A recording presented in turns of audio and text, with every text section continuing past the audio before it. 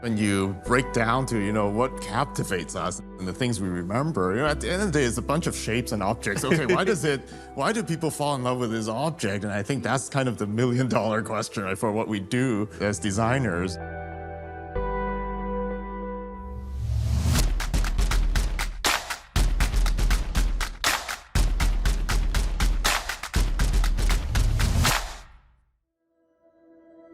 I was kind of a weird kid in high school. Like I had kind of a different interest than others. And I think if you're into cars, you're kind of a smaller group. And then into art and cars, it's almost nobody. Did you want to be like a car designer as a kid? Like that was your dream job? I was riding in my dad's car. It was a 1970s Toyota Carina. And we're following a Nissan Skyline, an R30. Just remember the four circular round tail lights, they light up. I mean, back then it's not LEDs or anything. They look so high tech.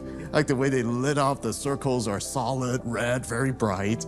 And it burned this memory in my head that, wow, these Japanese cars are so cool, so high tech. And I think that probably shaped my idea what a cool car should be.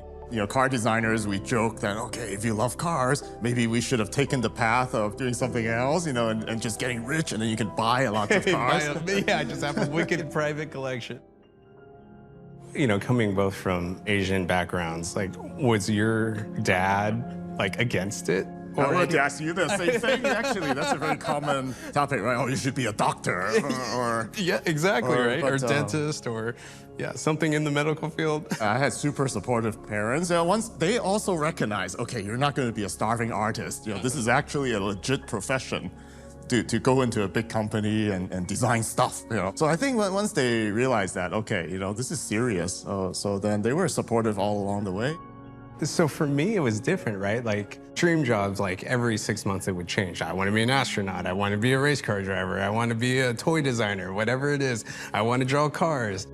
I was actually in wealth management for 8 years of my life after undergrad. And then, I've always had a passion for cars, obviously. Always had a passion for toys. And that got my foot actually in the door to Mattel. I was in that business side of it for 8 years. And then, a couple years ago, I actually jumped over to the design side. It's fascinating because I think we have the reverse method of getting there. I learned to design, and later, okay, all this kind of businessy stuff, then I have to cram and pick up as I become a leader in the company. I'm the polar opposite. Yeah, and you have that foundation, which I'm kind of envious because I wish I had it, but I don't, so I have to learn quickly. It's funny, it's got a yin and yang right here. Yeah, check out all these models. So the question is, what's your favorite Skyline? Oh, okay. So we got the R30, R31, R32. There's a couple that we're missing here. But I think most people know, mine's the R34. This is almost, is not a stereotypical car design. Yeah. It's about something else. It's a whole different way to make a car look. Like when you think of like the 90s JDM theme, like this is what everybody thinks about. We're gonna see a lot of this probably through this museum, but this 4-valve DOHC turbo, all the letters written out proudly, I've always loved that since I was a kid, when there are lots of letters, alphabets, and numbers, you just know, oh, there's something high-tech in there, whatever it is. Like people love to see these letters, like on the engine block, it'll say Nissan spelled out. And then it's interesting how I see, being from the US, then we love to see katakana or, Japanese. So we just like to see whatever is not from our... That's so true. Like, I mean, look. Yeah, that's cool, right? But then in Japan, these are just words. It's like, so. Do you know how hard it is for us to actually paint match these? Oh, I can imagine, yeah. What was like the design brief behind this one? Is it your wildest dream? Yeah, design just do brief it? is basically, innovate and break through. The designer was making, a shape of a kind of a very sporty, dynamic crossover. And then the models are built in this polygonal software. But before making it smooth, we saw the polygon construction. We thought, hey, that's pretty cool, And it was kind of, we're half joking. We thought, hey, what if we just made something like that? So it just kind of stuck, and we milled the car out in full size and saw it, and you know, this is a new aesthetic that could influence what we do in the future. There you go, the grand entrance. All right. We just thought, okay, what if we make it out of origami cranes? And that's what this interior is. Probably thousands of folded paper cranes assembling to make the instrument panel. So yeah, even the floor details, the textures, everything is harmonious with this polygonal theme. And so hence the name Hyperpunk. It's basically a design that says, okay, I don't care what you think, I am me, and I'm going to do whatever I want and have an artistic expression.